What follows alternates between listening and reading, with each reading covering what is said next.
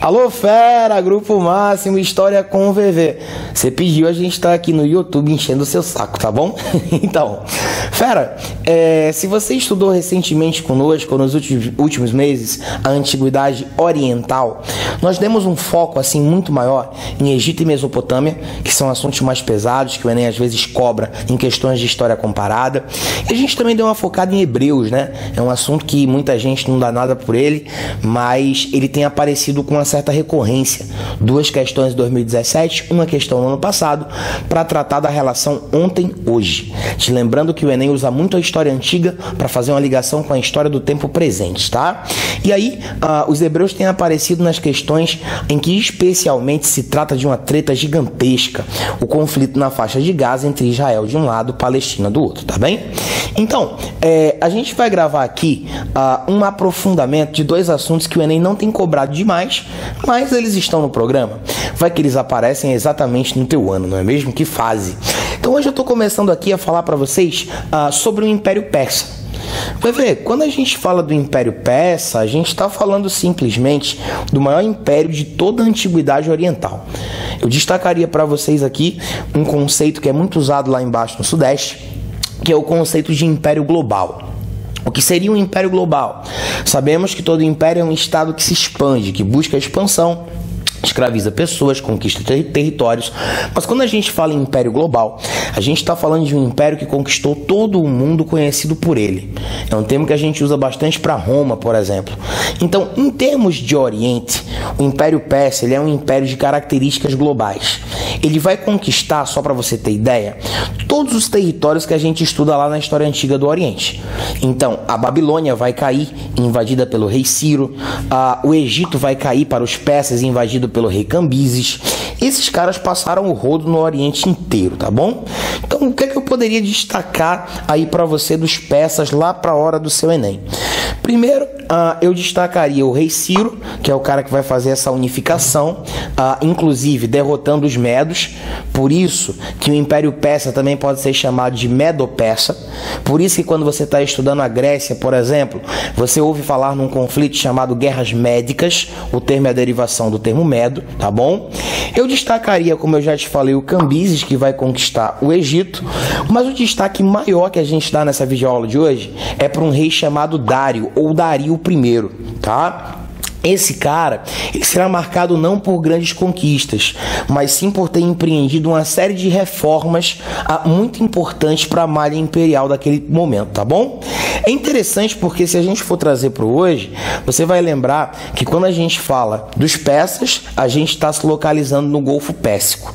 E especialmente, se eu pudesse fazer um transplante geográfico, a Pérsia funcionaria onde hoje nós temos o Irã. E aí você começa a entender que a raiz belicosa que aqueles povos possuem, ela não nasceu ontem, na última sexta-feira, tá bom? E aí o que é que vai acontecer? O Dário vai fazer toda uma reforma administrativa, ele cria lá uma rede de estradas gigantesca para facilitar o deslocamento do seu exército. O Dário vai criar um sistema de correio oral, tá? Que também é um empreendimento completamente novo aí para a história desse tempo. E eu daria um dado importante, tá, gente? Isso aí é a cara do INEP. O INEP adora cobrar. Dário I, no Império Persa, será o responsável pela criação da primeira moeda da história do mundo. A primeira unidade monetária. A moeda do rei Dário chamava-se Dárico, porque humildade é uma coisa importante, não é mesmo? Sempre importante, tá bom? Eu destacaria também a divisão do Império em várias províncias, né? Mais de 20 ao total. Essas províncias são chamadas de satrapias. Elas serviriam para que vários funcionários reais de confiança do rei pudessem ajudá-lo a governar, já que era um império muito grande, né? Muito extenso. E destacaria para você a criação da primeira rede oficial de espiões da história do mundo. Chamaremos de olhos e ouvidos do rei, os caras que fiscalizavam se os sátrapas, se os representantes das províncias, eles estavam trabalhando corretamente ou se tinha alguém aí burlando o rei Dário, tá bom? Destacaria que apesar de ser um grande reformista, Dário no fim de sua vida vai cair numa pilha gigantesca. O Dário I começou a pensar, cara, eu não conquistei praticamente nada. Um dia, quando lembrarem de Ciro, lembrarão de um grande conquistador. Quando lembrarem de Cambises, lembrarão que ele conquistou o Egito. e não lembrarão das minhas conquistas, pois praticamente não as tenho. E esse cara caiu numa pilha. Ele achou que devia conquistar algo gigante para ser lembrado por todo sempre. Dário inventa de mobilizar suas tropas e tenta conquistar a Grécia, tá, gente? Esse embate nós chamaremos com vocês de guerras médicas, gregos de um lado, persas do outro. O motivo é a expansão do Império Persa em direção ao Mar Egeu, e o resultado a gente te conta exatamente agora, tá bom? Primeiro eu destacaria que o Dário vai fazer uma proposta para que os gregos aceitem ser escravos privilegiados. Mas, pelo amor de Deus, escravo privilegiado não existe, né?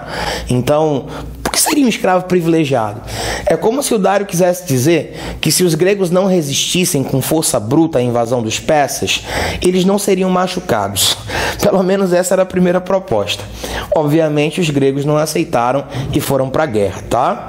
Eu destacaria para vocês que os persas eram extremamente numerosos, e quando os gregos saíram para enfrentá-los, numa das primeiras batalhas dessa guerra, eles avisaram as suas esposas em casa: olha, a gente está indo enfrentar os persas, eles são extremamente numerosos, então se passar um bom tempo e a gente não der nenhum sinal de vida, nenhuma mensagem no WhatsApp, nenhum direct no Instagram, por favor, manda checar o que aconteceu conosco. E se passaram boas semanas, nós não temos nenhuma notícia dos gregos, e uma mulher grega resolve mandar um menino, seu filho, né, para saber o que é que tinha acontecido. Vamos chamar esse menino de Filípides ou Fidípides, o termo vai variar de tradução para tradução. E o garoto, ele teria ido lá para a planície de Maratona, onde a batalha aconteceu, para saber o que é que tinha acontecido. Quando o moleque chegou por lá, gente, para surpresa dele, os gregos haviam derrotado os persas. Só que a batalha tinha sido tão intensa que eles estavam lá descansando, tomando ar, esperando um pouco para encher do lanche e depois repor as suas energias, tá bom? O garoto ficou tão feliz que não ia morrer e que os gregos tinham vencido a batalha, que ele voltou correndo de Maratona até Atenas. De Maratona até Atenas distavam aproximadamente 42 quilômetros. E o garoto, quando chegou lá, mal teve tempo de avisar que os gregos tinham vencido e ele morreu. Ele sofreu uma parada cardiorrespiratória intensa e embarcou, tá bom? Se você rir disso, você vai pro inferno, tá bem? Mas o detalhe é que por conta disso, até hoje, a prova olímpica da corrida se chama maratona. É por isso que ela dista exatamente 42 quilômetros e bem que poderia se chamar Vai Matar o Cão, né? PV, por que chamamos de guerras médicas? Por que os termos aparecem no plural? É muito simples. É que você tem aí um pequeno conjunto. As guerras médicas aparecem no plural porque elas começam com Dário, mas terminam com seu filho Xerxes, interpretado no filme 300 pelo brasileiro Rodrigo Santoro, dando todas as pintas, tá? O Xerxes vai tentar uma investida de novo contra a Grécia. Mais uma vez os persas são derrotados e eles recuam. Os gregos não avançaram sobre a Pérsia, tá, gente? A Grécia não era um império. Eles simplesmente queriam defender o seu mar, que era o Mar Egeu, tá bom? Destacaria para você que mais à frente a Pérsia seria conquistada pela Macedônia de Alexandre o Grande. Alexandre o Grande, que na verdade tinha apenas aproximadamente 1,52 m de altura, tá? O termo grande é uma referência à sua genialidade como estrategista e conquistador, tá bem? Destacaria um pouco mais da cultura persa, a escultura e a arquitetura em caráter militar, a presença de várias capitais, entre elas Persépolis e Pasárgada. Se você já escutou por aí, né, o poeta dizendo: vou-me embora para Pasárgada, lá sou amigo do rei, uma referência lá aos persas.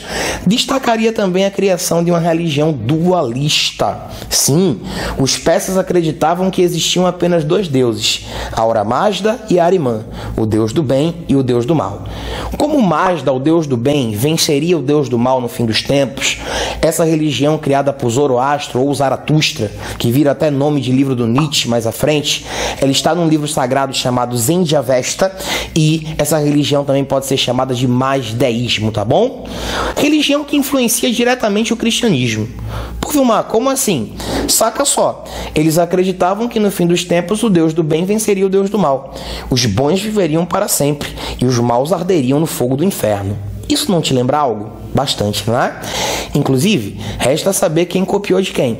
Se o Antigo Testamento copiou do Zen de Avesta ou se o Zen de Avesta copiou do Antigo Testamento. Interessantemente, enquanto o Deus do bem era representado por um fogo e por isso não havia tantos templos, eles preferiam manter tochas acesas o dia inteiro em sua homenagem, o Deus do mal era representado pela serpente. Serpente é essa, diga-se de passagem, que representa o mal também na simbologia cristã do Antigo Testamento no Jardim do Éden.